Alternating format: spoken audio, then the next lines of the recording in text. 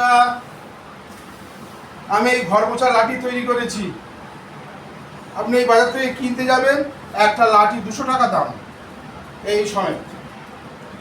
কিন্তু এটা আমি নিজের মাথা থেকে চিন্তা ভাবনা করে দেখুন কি সুন্দর করে তৈরি করেছি।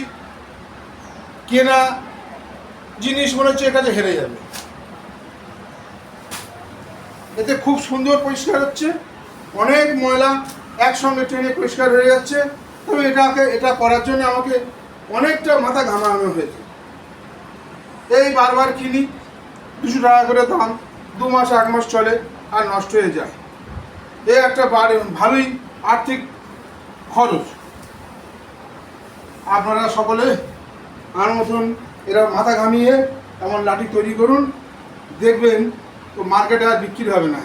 এগুলো কি?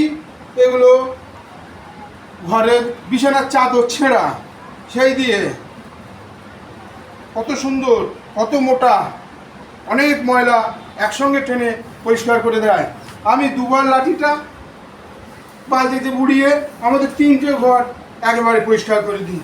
আমার মেয়ে পারে না তো একা একা সব, মেয়ে অর্থে আমার বৌমা পারে না সব, আমি একটু সাহায্য করি। আর আমার স্ত্রী তো অসুস্থ, ওই জন্য।